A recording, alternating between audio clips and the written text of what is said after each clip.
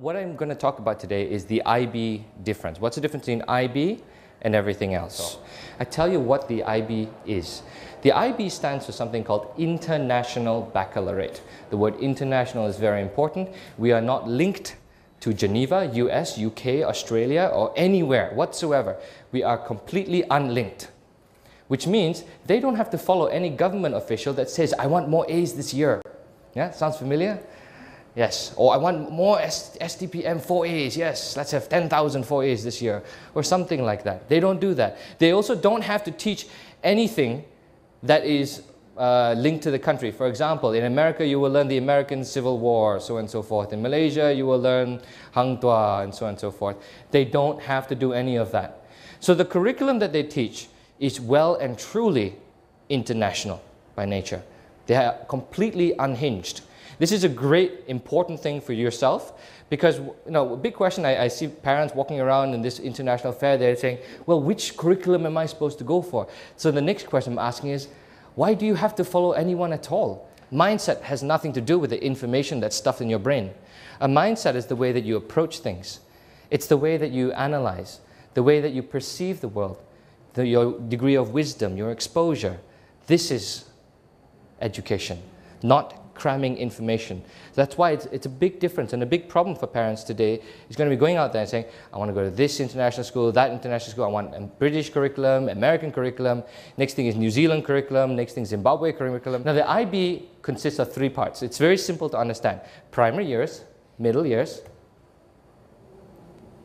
and diploma. This is about the terminology that I would use to equate this is primary school, secondary school, SPM, or sorry, STPM, right? The middle school ends in about the STPM area, so it's Form 1 to Form 5, the primary school, Standard 1, Standard 6, and then of course the diploma program is running pre-university, right before university level. The primary years program is one of my favorite programs, okay? You know that kids, if you do a genius, there's a test that you can do. You can do a genius test. If you do a genius test on a 4-year-old boy, he's off the charts. As you do the same genius test on him at 10 years old, his number actually goes down, right? Because he's being told what's the right thing and the wrong thing, and he starts narrowing his mind, and he says there's only one answer. Something about education does it to him. All the big educators know this fact. In each of the 3 programs, I'm focusing on one word. It's not that they don't do all 3, but rather they focus on one word each.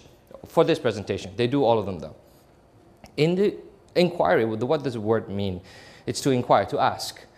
It's also, if you want to dig deeper into it and go off the definition a little bit, it's to uncover, to discover, to ask questions, ask kinds of questions like, what's closed inquiry? Do you wear a t-shirt? Yes, no. What's open inquiry? What t-shirt would you like to wear? Or what would you like to wear today? Open inquiry. Then there's leading inquiry, guided inquiry. There's all sorts of methods of the word inquiry. And these are all students direct and lead their own learning from their own inquiries of the topic. Now, can you imagine a class where I don't say, well, class, we're going to teach something today. I'm going to teach you this, this, this, this, this. Instead, let's use the word hospitals, because I'm a doctor. Teacher in his head knows that he's got to handle descriptive writing, and he's also got to handle some kind of calculations. He's got to work addition, subtraction, and multiplication in there somehow. But he's got to figure out how this goes. He's got 25 kids, and he's got to have an open-ended inquiry in the class now. He says, okay, everybody, we've got hospitals. I'm going to show you a hospital. Shows video of hospital. What do you want to know about this, everybody? So one kid puts up his hand. Teacher, how many people are there in the hospital? I don't know. Teacher, how many people come in? How many people are sick? Does anybody die in the hospital? Teacher, what happens in there? So on and so forth.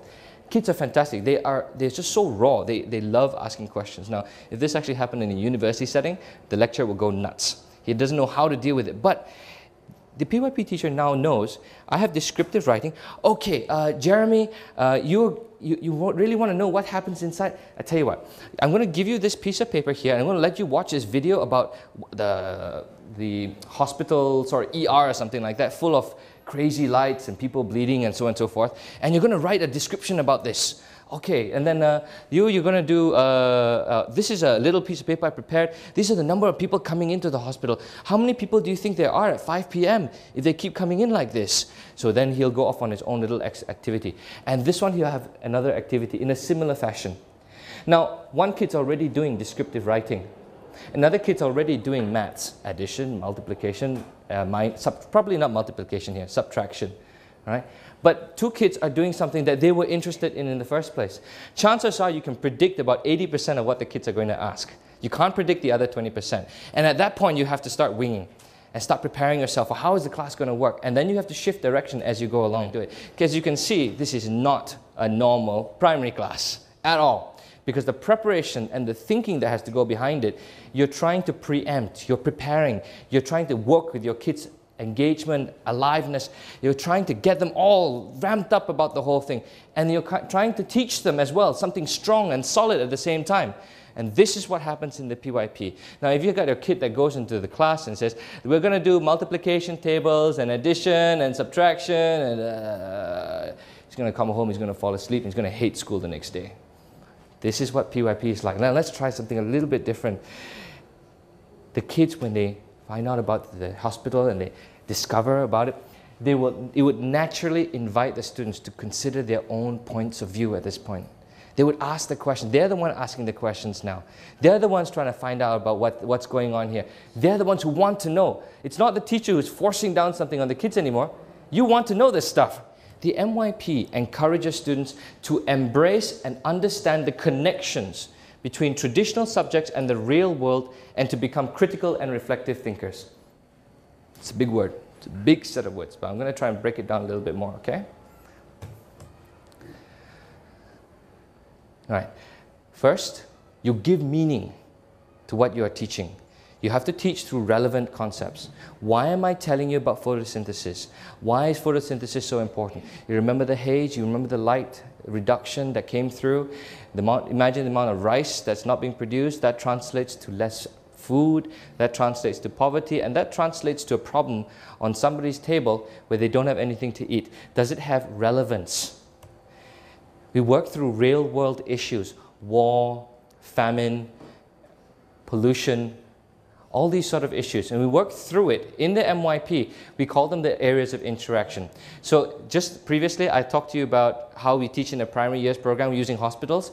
We use a similar thing, except we have certain themes, and the theme words are this: environments, health and social, areas of approaches to learning, human ingenuity. Human ingenuity means the human creativity, so we talk a little bit about that. And there's one or two more, but let's leave it at that for now. And how the MYP creates connections between all of them. That's the beautiful part. Your kid gets to go into a classroom and learn about environments quite a lot, but he learns it through every single subject. In maths, he's learning about the environment. In science, he's learning about the environment, but that's obvious. And then in English, he's learning about the environment. He can dance about the environment if he wants to. That also works. Why not? And what it will do is, once you develop a good context about what you're trying to learn, you will develop a positive attitude and a sense of personal and social responsibility. I can't just teach you about pollution, and I can't just teach you about photosynthesis. I've got to make you feel it. And if I teach you about photosynthesis alone, you can't feel anything. It's too clinical. If I teach you about photosynthesis, and then I tell you about the problem of rice, and then I tell you about how it affects you, then you develop this sense of, oh, this really does affect me. That's personal responsibility. Social responsibility, I'll start talking to the kids about how it affects their world. Okay? And this is how relevance plays a part. And once we're done with bringing relevance and context and giving meaning to what they've learned, then we go for action. So don't just talk about pollution. Don't just imagine it. Don't just watch a video. Don't just discuss it. Go and do something about it. In the middle years program, we got something called the community and service program, where students don't just sit there and and just listen to things. They go out and make a difference in their world. Our kids travel across twice a year to different locations, one international and one local. For example, one of our groups of kids went over to Cambodia recently to help build a house for underprivileged kids there. Do something about it. And this was the best part. You don't just go to Cambodia and build a house. Before that, 4 different teachers already prepared lesson plans linking up to the trip. Oh, kids, you know, in English, we're going to write about the plight of the children in Cambodia. Oh, scary. Hello? Hello? Yeah, okay. So that English teacher will say, okay, we're going to write a story about the plight of children in Cambodia. Then the science guys are going to write, oh, we're going to do a bit of photosynthesis about, you know, there's a problem of rice bowls. There's not enough rice in the rice bowl of Asia, which is down in that area. Oh, then the maths guys will be doing something about Cambodia as well. Maybe the arts guys will go and do something about Cambodia as well. Oh, what do you think kids who have never learned art actually appreciate? Do they understand art at all? What would you paint for them? You linked it all up, and then you go for your trip and you see the kind of effects it's going to have. Amazing effects, truly. The diploma program is a lot about, what I'm going to focus a lot about is recognition. Okay? The diploma program is probably the world's most recognized and preferred pre-university program out there. And I'm not going to just say that with words. I will be a boring person and show you statistics. And I'm just showing you the UK, the US, because this is the easy one. That's two columns here. This is a really interesting column. This is the total population acceptance rate. So let's take Harvard. No, let's not take Harvard. Let's take Stanford University. If I was everybody in the world, I've got a 7% chance of getting in. But if I was an IB student, I've got 15%. Now that's not a 7% increase, that's actually a doubling effect. Take a look at the rest over here. Brown University, Florida University, okay? Take a look at New York University, doubling again. Cornell University, Duke University. If you know your university names, these are not small universities. They're not small at all. And if you want more, there's a website over there. You can search another 137 of these. All of them proving the same thing. The IB diploma will get you to the US faster and better than any pre-university qualification out there. By the way, this number here includes 100 A-level and ADP, Canadian pre-U, whatever program it comes from. Every program. This is 100 IB students going in. And you can see the effect difference. It is very big, and this effect, we have seen it across almost all countries now. The US, nice and confirmed, Canada, UK, Australia, New Zealand, all confirmed. They all have the same message. The IB diploma is the preferred pre-university qualification, bar none. It beats everyone. Now, why is the IB diploma so preferred? One, it's got academic rigor. Okay, so you don't study things to half detail, it's strong. You learn a lot of good material in there, and the way you learned is similar to the other 2 programs I just described to you. Not just stuffing your head full of knowledge, one. The second reason I'm going to give you that's really good is this thing called Theory of Knowledge I'm about to take you into. Theory of Knowledge is a special program that doesn't exist in any other program out there. It's not critical thinking, it's not smart thinking, I don't know what other words I've heard recently. It is theory of knowledge, and I'm going to show you what it is, but only to a small degree. The third reason why it's so wonderful is because they do something called an extended essay. This is kind of like a mini thesis. Let's say I feel passionate about the economics of, let's try shoes. All right? I love my shoes, and I do economics, and I'm going to do an extended essay, a mini thesis, about 4,000 words of shoes. And I do a study about the supply and demand, about how Vichy does shoes and how the supply increased because so many other people entered the market and so on and so forth. And when I'm finished doing this, this is what's going to happen. I'm going to be really interested in economics. I've applied it into a real situation. I've written a 4,000-word essay about it. I'm really passionate about what I'm doing. And when I give this thing to my university admissions tutor, he's going to know I'm really interested. Okay? When students do these research projects, because they are so intense, because they're so well structured, they have meaning to it now, and you can use them in your future as well. But now, the theory of knowledge. Now this is a beautiful section. I absolutely love this section. This is one of the reasons why the diploma program is so powerful. The diploma program encourages thoughtful and purposeful inquiry into different ways of knowing and into different kinds of knowledge. Big words coming out, but I will use simpler words for you. It's how do we know what we know? Okay? How do you know what you know? If you're going to say something is blue, why did you attach B-L-U-E and not B-L-E-U? Or why did you attach the words R-E-D, not D-E-R, or whatever it is? What is the basis of your knowledge at all? And if you say, my teacher told me, you've done the greatest fallacy of all. Never ever accept that one. Okay? Because my teacher told me, or my daddy told me, it doesn't work as a source of knowledge. So a good IB diploma student would say, well, there's a convention in Geneva in about 1926 that decided on the color scheme of things, and they actually codified it out, and they can show it to the entire world. And this is the international convention. It's not necessarily correct, but this is what we all agree on. And the reason why we agree, so that we're talking a common language-ish.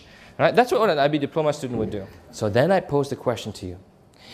If 2 years of the IB diploma education makes students so amazingly sought after that they go into the universities like hotcakes, they just go. What would 13 years of this kind of education do to him? He'd be an absolute monster. Completely different. You wouldn't even be able to recognize him when he's done.